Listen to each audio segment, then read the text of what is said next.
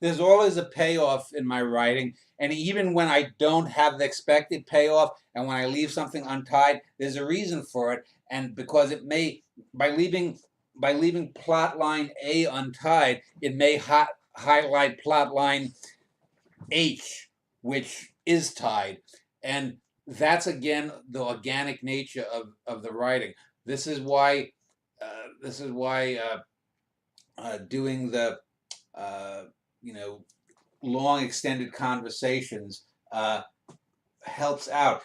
Having realism and whatnot, it makes these characters all the more significant.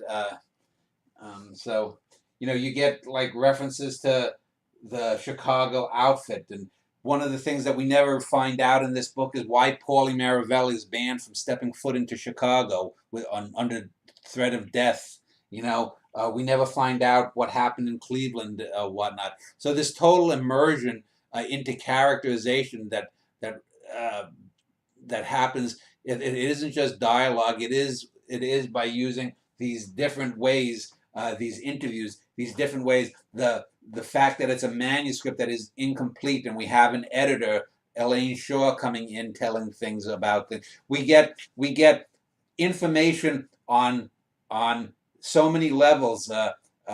We get it in first person, third person, meta levels. We have the sort of turtles on the back of turtles on the back of turtles looking down at turtles farther down the line.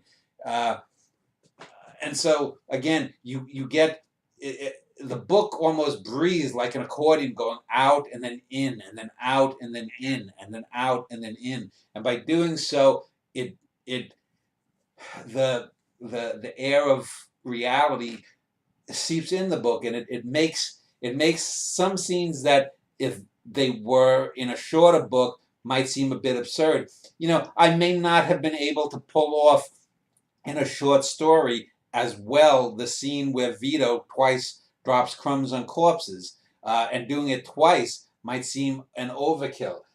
There are going to be things that people will not like in some of my books. There will be people who will not like my 900,000 plus word digression with bit and the acid trip. There are people that don't like the exculpation at the beginning of the Vincetti brothers, but they all serve a purpose, and they all organically work within the books. Some of the things in the spy book that Alex said that he didn't think worked or whatnot, I know exactly what he's talking about, but I do think that they do work. I'm positive they work, because I know, like I said, in an earlier book, when Jessica pointed out a similar thing that didn't work in an earlier book.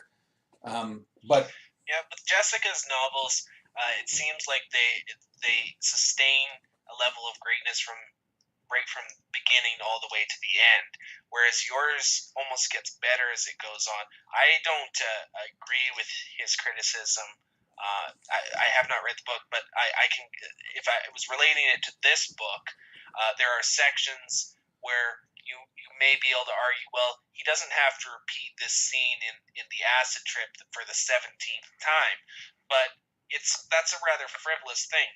Thomas Evans and I were talking about that section, and we were wondering whether historians will look at that and begin masturbating over the fact that it's repeated the 17th time, and perhaps imbuing some numerology into it. But who gives a shit about them? It doesn't matter if it happens for the 17th time; it has an effect.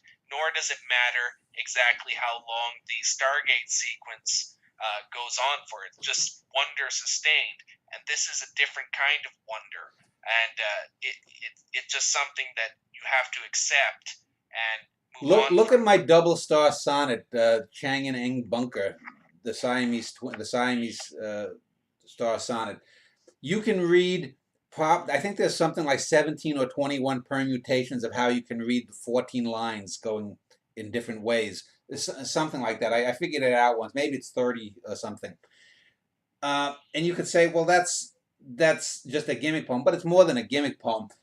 In the same way, if you didn't want to read the acid trip, or you got fed up with the acid trip, you could skip after 100,000 words or 50,000 words, skip the 850,000 words and go back to the exterior. As I've said, the acid trip is sort of the interior. It's the psychological interior of both Bit and all the other characters. It's sort of the core of the Earth. If you wanted to talk about like the movie Journey to the Center of the Earth, 1959, a sci-fi film, imagine a hollow Earth.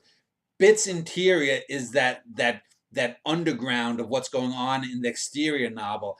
You could still say that it's a great book if you took out that 900,000 words. If you took out the exculpation from the Vincetti brothers, it's still good. What I'm doing in these books is that I'm giving the reader autonomy. People talk about games and whether video games can be art. Well, you can read this book like a video game. You can skip over certain things and whatnot. If you wanted to just uh, just type in the name of Tony Luft and just wanted to read the Tony Luft stuff, you could get a good narrative about Tony Luft from this book that you could pull out and you would have a fully fleshed character. You're talking about maybe 24 fictive characters, maybe about 3 or 4 dozen historical characters that you get some really interesting stories. It's like having about 150, 70, 80, 100 novellas smushed together to make this big story.